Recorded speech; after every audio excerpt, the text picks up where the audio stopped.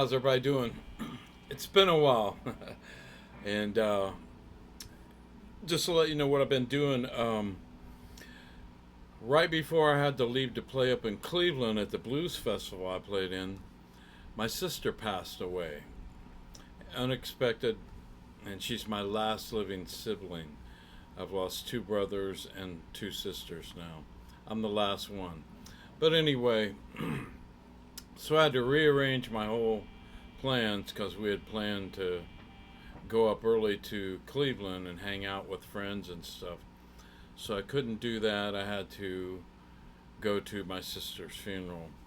And it was, it is what it is. And she was 88 years old. She lived a great life. She worked hard. She had, two children and lots of grandchildren and great-grandchildren.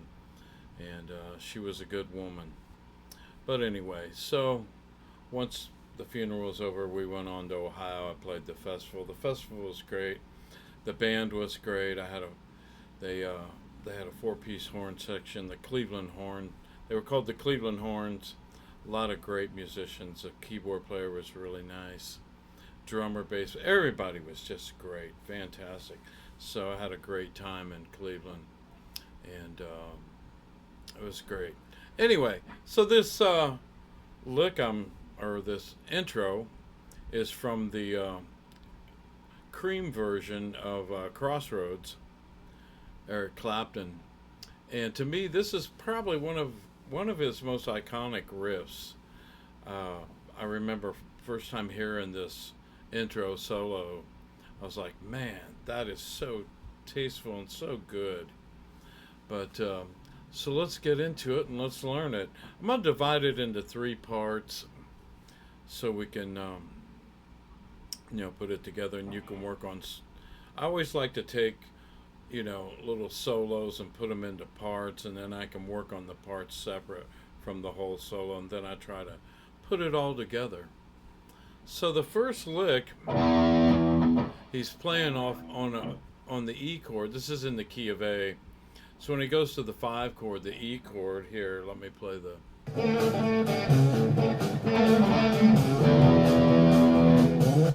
Then he does the first lick.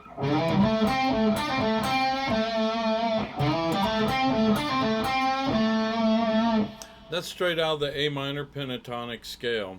So he slides, you can slide from about the 3rd fret on the A string with your 3rd finger.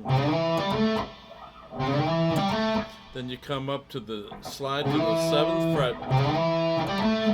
Then you go to the 5th fret of the D string, 1st finger, to the 7th fret of the D string, 3rd finger, to the 5th fret of the G string, 3rd finger. Put that slight bend on that note there, that blues. Then you come back down here to the 7th fret of the D string, 3rd finger. So we have.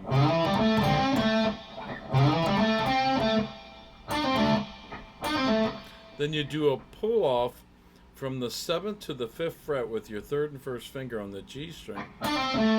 Then you play on the 7th fret of the D string, 3rd finger. Then you go back up to this G string, 5th fret, 1st finger, do that slight,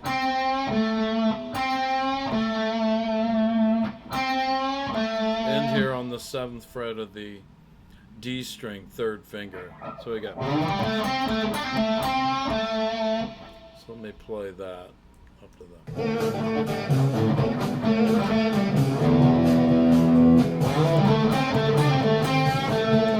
One more time.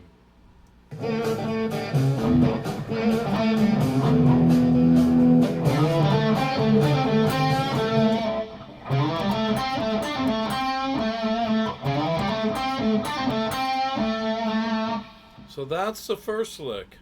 This next one's a tough one. And I'm hybrid picking this next lick. I'm not sure if he hybrid picked it or not.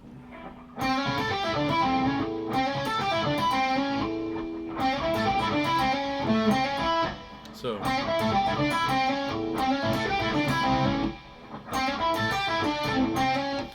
what this lick, you start here on the G string with the hammer on from the 5th to the 6th fret with your 1st and 2nd finger. Then you just go straight up on the 5th fret of the B and E string with your 1st finger.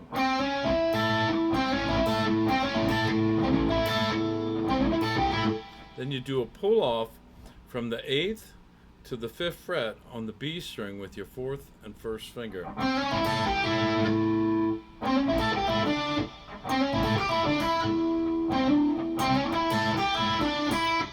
Then you come up to the 7th fret of the G string with your 3rd finger. Then you go to the 5th fret of the B string with your 1st finger. So we have. Then you do a hammer on again from the 5th to 6th fret with your 1st and 2nd finger on the G string.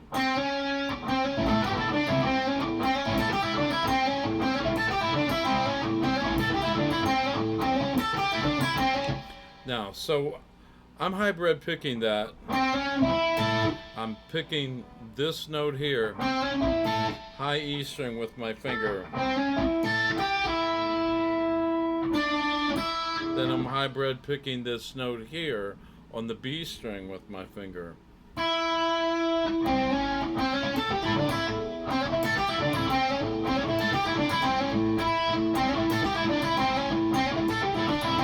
It just works out better for me, I feel, personally, for my taste. I can play it easier with hybrid picking those two notes. It just makes it flow a little.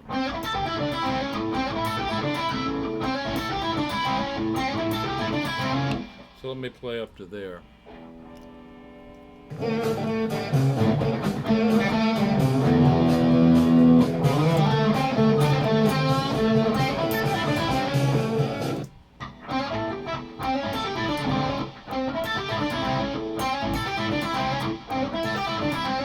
That's a tough lick. I love it though. So then the very last part of this goes.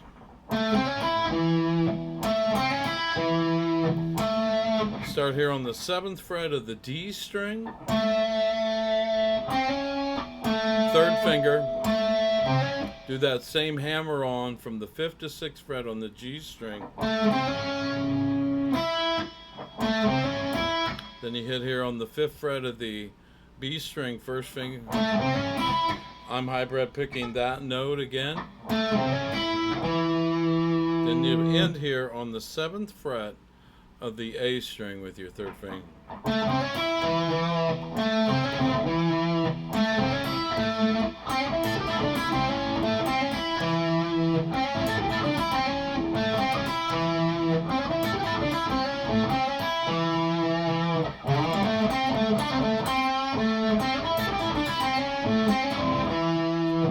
Play it with the track. This is probably my favorite Cream song, by the way. When I first heard Crossroads, this version, I was just like amazed at how great Clapton really was. I listened to Yardbirds and I listened to him with John Mayall, and I mean, no doubt he was a great player. I knew he was a great player. But when I heard this solo in Crossroads, I went, wow, he's stepped up his game, and to me he really progressed in the band Cream. He just kind of went up another level when he was playing in Cream, and I think he's always been just one of the greatest, rock blues guitarists of all time. I listened to the reunion thing they did in 2005, and I revisited that a few weeks ago, and God, his playing was just so good, man. He never ceases to amaze me to listen to Eric play. He's really good when he plays live. Anyway, let's play this solo one more time. This opening solo to Crossroads. But again, I think he stepped it up when Cream, and then from there he went to Blind Faith and Delaney and Friends. and then pretty much a solo career. I think he had a few other stints that he played in. But anyway, here we go.